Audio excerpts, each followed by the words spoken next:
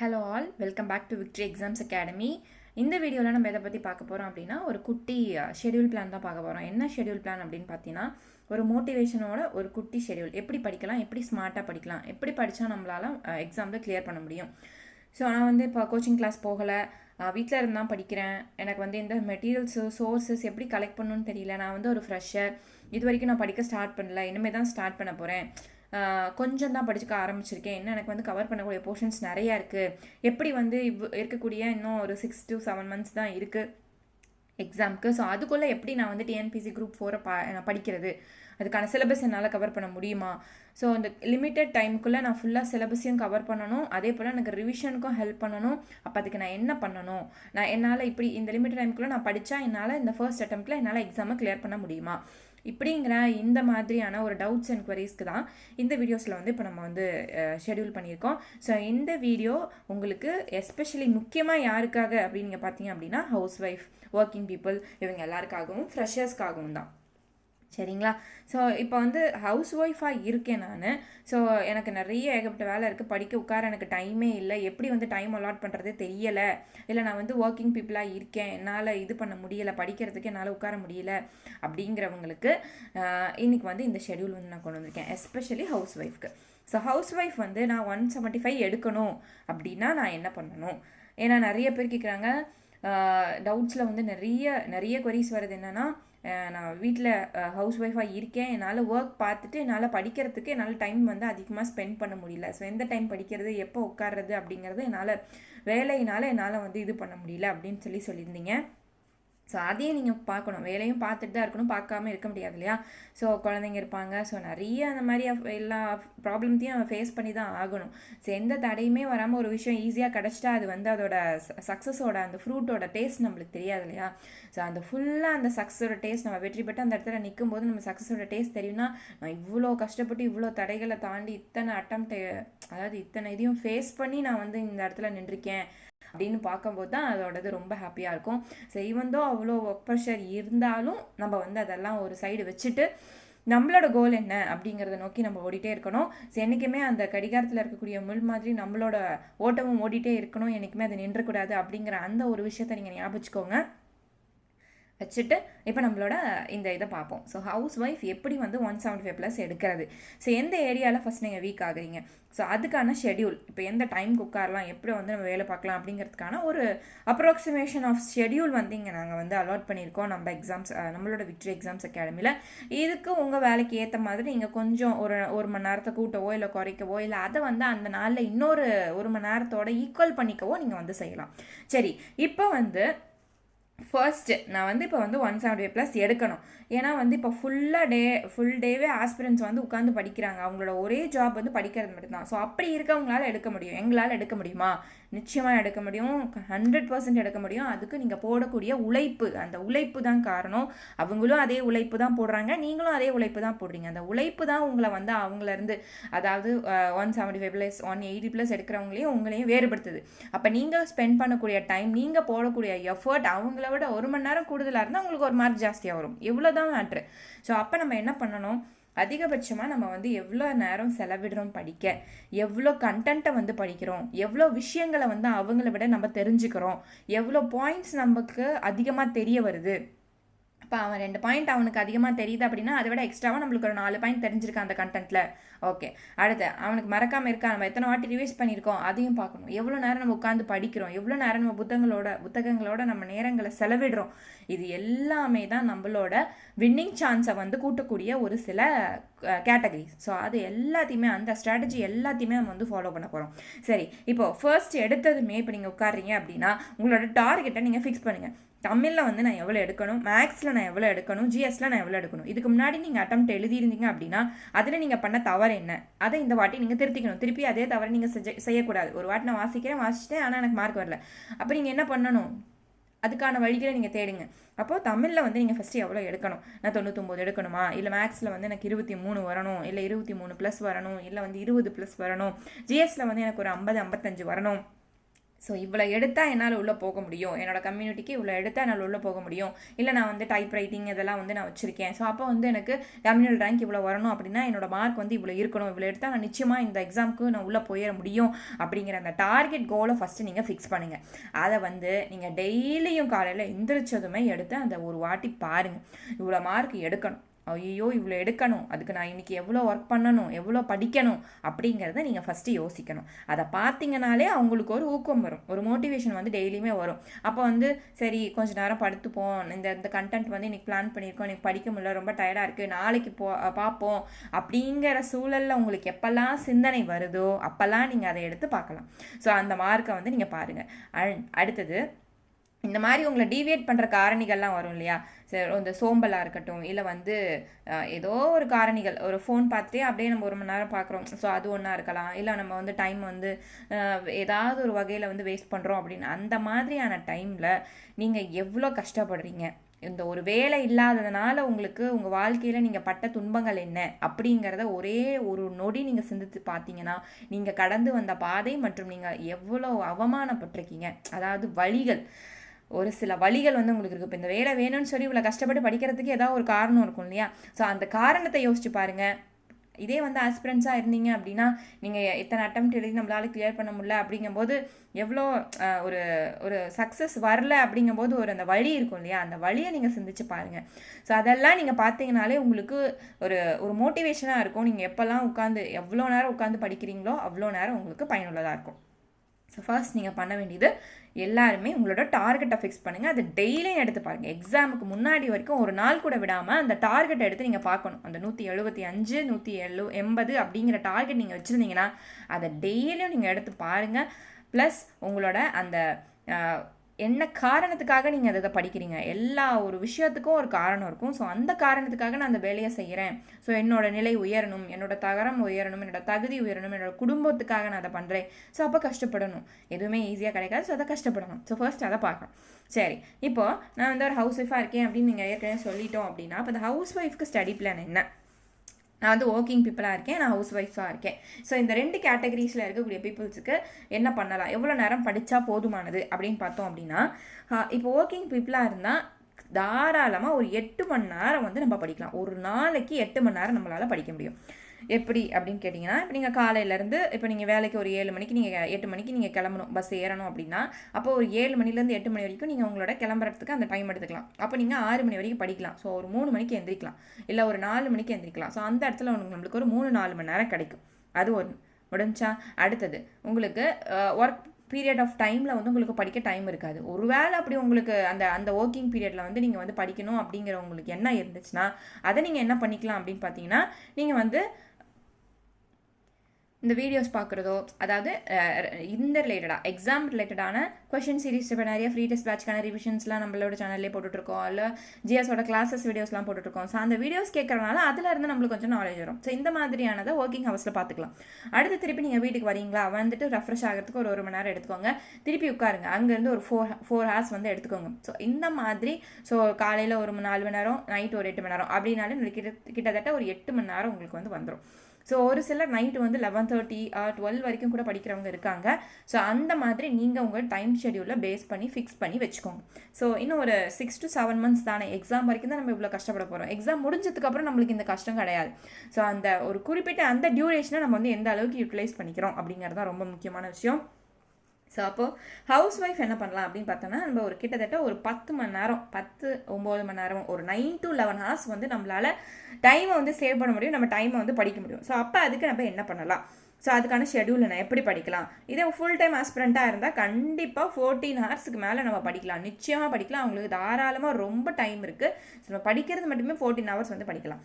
இப்போ house wife எப்படி படிக்கிறது, அவங்களுக்கான டைம் ப்ரிப்பரேஷன் ஷெடியூல் பார்ப்போம். இப்போ 4 to 6 அதுக்குள்ளே நம்ம வந்து ஒரு 2 மணி நேரம் வந்து படிச்சாகணும் அப்படிங்கிற டைமை ஃபிக்ஸ் பண்ணிக்கணும். டெய்லி அந்த 4 மணினா அந்த 4 மணிக்கு எழுந்தே ஆகணும். எந்த காரணங்களும் இல்லாமல் 4 to 6 எழுந்திரிக்கிறதுக்கு ட்ரை பண்ணுங்கள். ஸோ 4 to 6 நீங்கள் படிக்கலாம். அதே போல் இப்போ 6 மணிக்கு வந்து நான் அதாவது சமைக்கிற வேலை, அந்த வீட்டு வேலைலாம் எனக்கு இருக்குது அப்படிங்கும்போது அதை வந்து ஒரு 6 to 10க்குள்ளே நீங்கள் வந்து அந்த வேலையை முடிச்சிடலாம். ஸோ அந்த 6 to 10க்குள்ளே நீங்கள் முடிச்சுட்டு அடுத்தது நீங்கள் சாப்பிட்றதுக்கு ஒரு 10:30 கூட எடுத்துக்கலாம். ஒரு 10 to 10:30 வந்து நீங்கள் சாப்பிட்றதுக்கு டைம்னு சொல்லி கூட எடுத்துக்கலாம். ஸோ எடுத்துகிட்டு அடுத்து இந்த 10லேருந்து 10:30 10 or 10:30 அதுலேருந்து மதியம் ஒரு 1 மணி வரைக்குமோ இல்லை 1:30 வரைக்குமோ நீங்கள் வந்து டைம் ஸ்பெண்ட் பண்ணணும். ஸோ இந்த டியூரேஷன் நீங்கள் வந்து ஸ்டடி பண்ணுறதுக்கு எடுத்துக்கலாம். அடுத்தது இப்போ 1:30க்கு நான் முடிச்சிட்டேன் அப்படின்னா அடுத்தது 2 to 3 இல்லை 1:30 to 2:30 இந்த மாதிரி ஒரு 1 hour வந்து நீங்கள் ரெஸ்ட் எடுத்துக்கோங்க. ஏன்னா இவ்வளோ நேரம் படிச்சாச்சு, ஸோ கொஞ்சம் நேரம் ரெஸ்ட் எடுத்துக்கலாம். அதில் சாப்பிட்றதோ இல்லை தூங்குறதோ கொஞ்சம் நேரம் ரெஸ்ட் எடுக்கிறதோ இந்த வேலைகளை நீங்கள் பார்த்துக்கலாம். அடுத்து 3வது 3 to 5 PM அப்படின்னு பார்க்கும்போது அந்த ஒரு 2 மணி நேரம் வந்து அங்கே கண்டிப்பாக படிச்சாகணும். இப்போ 3-4க்குலாம் எனக்கு வந்து பசங்க வந்துடுவாங்க கூட்டிகிட்டு வரணும் அப்படின்னு நீங்கள் நினச்சிங்க அப்படின்னா அப்போ நீங்கள் 2 to 1 மணி நேரம் நீங்கள் முன்னாடி இது பண்ணிக்கோங்க. அப்போ 2 to 4க்குள்ளே நீங்கள் வந்து அந்த படிக்கிற வேலையை பார்த்துக்கணும். இல்லை பசங்க வரதுக்கு முன்னாடி ஏதாவது கொஞ்சம் ஸ்நாக்ஸ் பண்ணணும், அப்போ அந்த ப்ரிப்ரேஷன் எனக்கு இருக்குது அப்படின்னு நீங்கள் பார்த்தீங்க அப்படின்னா அப்போ 3:30யோட நீங்கள் டைமை ஷெடியூல் பண்ணிக்கோங்க. அப்போ இங்கே வந்து 2 to 3:30 கண்டிப்பாக இங்கே ஒரு 1.5 மணி நேரம் 2 மணி நேரம் நீங்கள் அந்த டைம் வந்து இந்த இடத்துல ஷெடியூல் பண்ணியே ஆகணும். ஸோ இந்த இடத்துல நம்ம படிக்கலாம். அடுத்தது 5 to 8 PM வந்து எனக்கு கொஞ்சம் வேலை இருக்கும். பசங்க வந்தாச்சும் அவங்கள படிக்க வைக்கணும், ஸோ அவங்களுக்கு சமைக்கணும். ஸோ அந்த மாதிரியான சமைக்கிற வேலையும் அவங்களுக்கு பார்த்துக்கிற வேலையும் எல்லாத்தையும் சேர்த்தே நீங்கள் 5 to 8 PM முடிச்சிடணும். ஹவுஸ் சோர்ஸும் அங்கேயே முடிச்சிடணும். அடுத்தது ஒரு 8 to 8:30 கொஞ்சம் ரெஸ்ட் எடுத்துகிட்டு 8:30க்கு நீங்கள் உட்கார ஆரம்பிங்க. இல்லை ஒரு 9 o'clock கூட உட்கார ஆரம்பிங்க. ஒரு 9 to 10 இல்லை 10:30 அந்த 10:30 வரைக்கும் நீங்கள் படிக்கலாம். ஸோ இங்கே நீங்கள் டைமை லாக் பண்ணிங்க அப்படின்னா அந்த டைம் வந்து நீங்கள் நைட்டில் வந்து ஈக்குவல் பண்ணிக்கணும். ஸோ 8:30 to 10:30 வந்து நீங்கள் அந்த இடத்துல மேனேஜ் பண்ணிக்கணும். இல்லை 11 அது வரைக்கும் கூட நீங்கள் மேனேஜ் பண்ணிக்கலாம். அது உங்களோட இதை பொறுத்து. ஏன்னா நம்ம காலையில் வேறு நம்ம 4க்கு எந்திரிக்கிறோம். ஸோ அதனால் நீங்கள் அந்த டைமை நீங்கள் அங்கே மாற்றிக்கணும். அடுத்தது எவ்வளோ தான் நம்ம முடித்தாலும் கடைசி ஒரு 1/2 மணி நேரம் இல்லை 1 மணி நேரம் அன்றைக்கி என்னென்ன படித்தோமோ அதுக்கான ரிவிஷனை கண்டிப்பாக அன்றைக்கி முடிக்கணும். இல்லைனா இந்த படித்தது எல்லாமே நம்மளுக்கு லாஸு. ஸோ நீங்கள் இங்கே எவ்வளோ நேரம் காலையிலேருந்து நைட்டு வரைக்கும் படிக்கிறோமோ அதை ஒரு 1/2 மணி நேரமோ இல்லை 1 மணி நேரமோ டைம் எடுத்து படித்த அத்தனையுமே இத்தனை சம் இன்றைக்கி போட்டு பார்த்துருக்கோம், அந்த நோட் எடுங்க, திருப்புங்க. ஸோ இதுதான் மாடலாக, இதுதான் ஸ்டெப்பாக 10 நிமிஷத்தில் முடிஞ்சிடும் மேக்ஸு. ஜிஎஸ் பார்த்துருக்கீங்களா?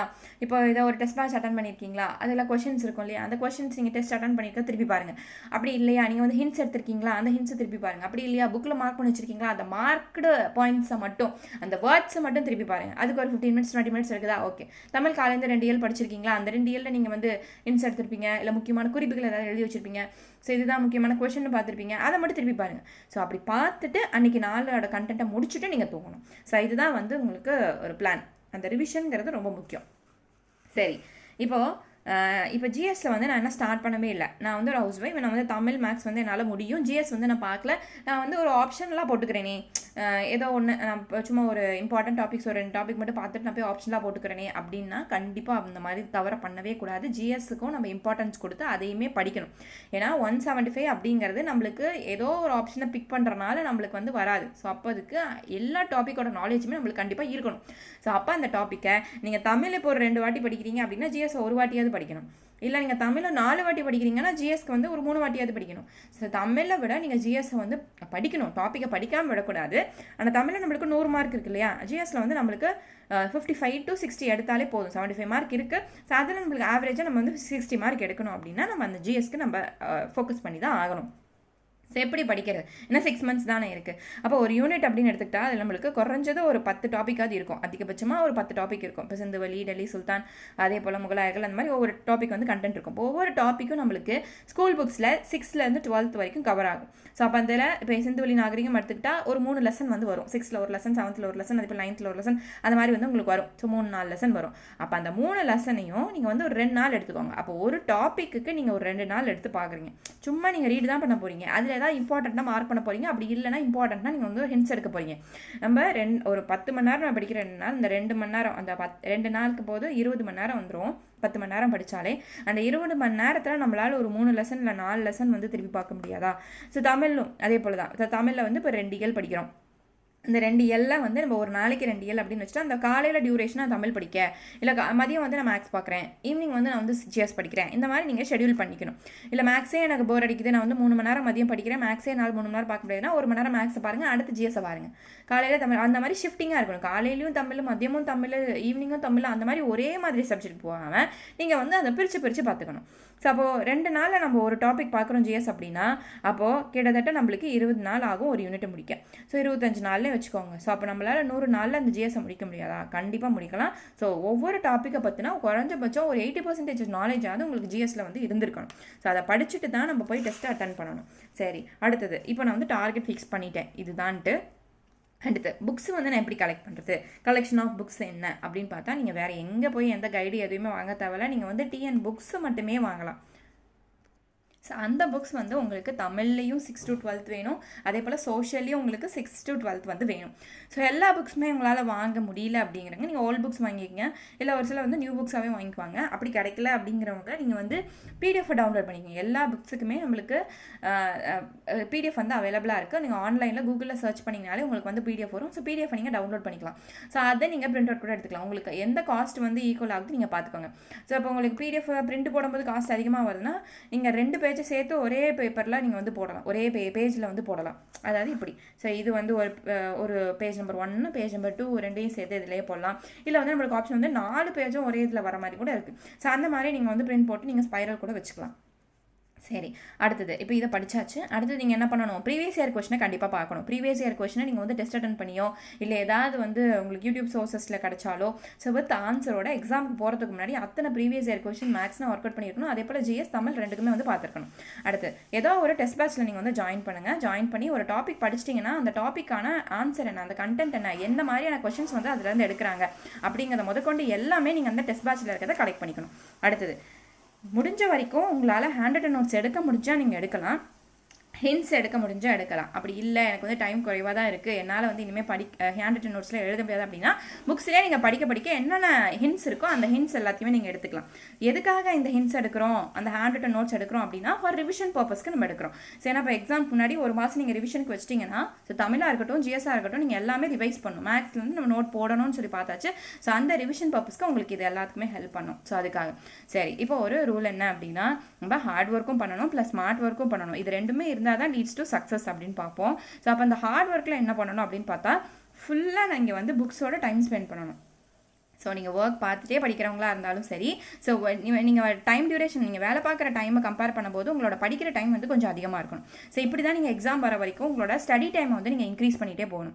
ஸோ அப்போ உங்களோட டைமை வந்து எவ்வளோ தூரம் நீங்கள் புக்ஸோட ஸ்பெண்ட் பண்ணி படிக்கிறீங்களோ அந்த அளவுக்கு உங்களுக்கு சக்ஸஸ்க்கு நீங்கள் பக்கத்தில் போயிட்டுருக்கீங்க அப்படின்னு சொல்லி அர்த்தம். சரி, இப்போ ஸ்மார்ட் ஒர்க் எப்படி பண்ணுறது அப்படின்னு பார்த்தா நீங்கள் வந்து ஷெடியூல் பண்ணணும். என்ன ஷெடியூல் அப்படின்னா இப்போ சண்டேவே நீங்கள் வந்து எடுத்துகிட்டு ஷெடியூல் பண்ண ஆரம்பிச்சிடணும். அடுத்த ஒரு வாரத்துக்கு நீங்கள் ஷெடியூல் பண்ண ஆரம்பிச்சிடணும். ஸோ இந்த 1 வீக் ஷெடியூலில் நான் என்னென்ன படிக்கணும், இப்போ ஃபார் எக்ஸாம்பிளுக்கு நான் சண்டே வந்து நீங்கள் இந்த ஷெடியூல் வந்து போட்டு வச்சிடணும். ஸோ மண்டே வந்து நான் என்ன படிக்கணும் அப்படின்னா 6th ஃபஸ்ட் டைம் படிக்கணும், தமிழில் இதை நான் கவர் பண்ணி ஆகணும். ஃபஸ்ட் டைமில் இருக்கிற 3 ஏழு நான் தமிழ் அன்றைக்கி முடிச்சிருக்கணும். அதே போல் மேக்ஸ் எடுத்துகிட்டு எல்சிஎம் ஹெச்சிஎஃப் அன்றைக்கி முடிச்சிருக்கணும். அதே போல் ஜிஎஸ்ல வந்து சிந்துவெளி நாகரிகம் எடுத்துகிட்டு நம்ம சொன்ன இல்லையா ஒரு டாபிக் 2 நாள் படிங்க அப்படின்ட்டு. ஸோ சிந்துவெளி நாகரிகம் 6th 12th 3 ஸ்டாண்டர்டில் கவர் ஆகுது. அந்த 3 ஸ்டாண்டர்டில் இருக்கக்கூடிய 3 லெசனை வந்து அன்றைக்குள்ளே முடிச்சிருக்கணும். இது வந்து மண்டே டியூஸ்டேக்கு. அதே டியூஸ்டேக்கு வந்து என்ன பண்ணணும், அதே போல் 6th டேர்ம் 2 முடிச்சிருக்கணும். வெனஸ்டேல வந்து 6th டேர்ம் 3 முடிச்சிருக்கணும். தேர்ஸ்டேல வந்து 7th ஃபஸ்ட் டைம். இந்த மாதிரி நீங்கள் வந்து ஷெடியூல் வந்து தமிழுக்கு பண்ணிக்கணும். அதே போல் மேக்ஸுக்கு இருக்கிற ஒரு 20 to 25 டாபிக்ஸ் வந்து ஒவ்வொரு டாப்பிக்கு ஒரு 2 நாளைக்குன்னு சொல்லி நீங்கள் ஷெடியூல் பண்ணிக்கோங்க. அதே போல் ஜிஎஸ்க்கும் நீங்கள் ஷெடியூல் பண்ணிக்கணும். இந்த சண்டே வந்து நீங்கள் என்ன பண்ணணும்னா சண்டேக்கு உங்களுக்கு எந்த பிளானும் வச்சுக்கூடாது. அந்த சண்டேயில் நீங்கள் வந்து இங்கே படிச்சிங்க இல்லையா, ஸோ தமிழில் நீங்கள் என்னடா படிச்சிங்க 6th to 7th 3 இயல் முடிச்சிருக்கீங்க அப்படின்னா அந்த 3 யூனிட் 3 இயல் 3 டேர்மில் இருக்க அத்தனையுமே நீங்கள் வந்து ரிவிஷன் பண்ணியிருக்கணும். அதே போல் மேக்ஸ் நீங்கள் நோட் போட்டு எழுதினீங்கன்னா அதையும் நீங்கள் ரிவிஷன் பண்ணியிருக்கணும். ஜிஎஸ்சியும் நீங்கள் ரிவிஷன் பண்ணி முடிச்சிருக்கணும். ஸோ சண்டே வந்து ஃபுல்லாக நீங்கள் ரிவிஷனுக்கும் ப்ளஸ் அடுத்த வீக்கோட உங்களோட ஷெடியூலுக்கும் நீங்கள் ரெடி பண்ணியிருக்கணும். ஸோ இதை வந்து நீங்கள் பிளான் பண்ணி அந்த சண்டே வந்து வச்சுட்டு ரிவிஷன் பண்ணிடுங்க. ஸோ ஒவ்வொரு நாளுமே இப்போ மண்டே முடிச்சிட்டிங்க அப்படின்னா மண்டே நைட்டு வந்து அதுக்கான இதை நீங்கள் ரிவைஸ் பண்ணிடணும். அதே போல் நீங்கள் சண்டே எடுத்துக்கிட்டிங்கன்னா இந்த வீக் ஃபுல்லாக நீங்கள் வந்து ரிவிஷன் பண்ணிடணும். ஸோ ரிவிஷன் ரொம்ப முக்கியம். நீங்கள் ரிவிஷனை வந்து விட்டுட்டிங்க அப்படின்னா உங்களால் வந்து படித்த எல்லாத்தையுமே ரீகலெக்ட் பண்ண முடியாது. ஸோ ரிவிஷன் பண்ணுறது ரொம்ப முக்கியம். ஸோ இதுதான் வந்து ஹவுஸ் ஒய்ஃப்கான ஸ்டடி பிளான். ஸோ இந்த பாயிண்ட் ஆஃப் வியூவில் நீங்கள் படிச்சிங்க அப்படின்னா கண்டிப்பாக உங்களால் 175+ வந்து ஸ்கோரிங் வந்து இருக்கும். ஸோ இது வந்து உங்களுக்கு யூஸ்ஃபுல்லாக இருக்கும்னு நினைக்கிறேன். ஸோ நெக்ஸ்ட் வீடியோவில் உங்களுக்கு ஜிஎஸ் வந்து எப்படி கிளியர் பண்ணுறது, ஜிஎஸ்ல எப்படி 75+ல ஒரு வந்து 70+ அல்லது 60+, 65+ வந்து எடுக்க முடியுமா, ஸோ இந்த 6 months ஷார்ட் டியூரேஷன் அப்படிங்கிற டைமுக்குள்ளே நம்மளால் படிக்க முடியுமா அப்படிங்கிறத நெக்ஸ்ட் வீடியோவில் அப்லோட் பண்ணுறோம். நம்ம சேனலில் ஃப்ரீ தமிழ் டெஸ்ட் பேட்சும் போயிட்டுருக்கு. அதே போல் ஜிஎஸ்க்கான கிளாஸஸ் மேக்ஸ்க்கான கிளாஸஸ் எல்லாமே வந்து வீடியோஸ் வந்து அப்லோட் பண்ணிட்டு இருக்கோம். இது தொடர்ந்து நம்ம சேனலில் பாருங்கள். இன்னும் நீங்கள் நம்ம சேனலை சப்ஸ்கிரைப் பண்ணாமல் தான் மறக்காமல் சப்ஸ்கிரைப் பண்ணுங்கள். தேங்க்யூ.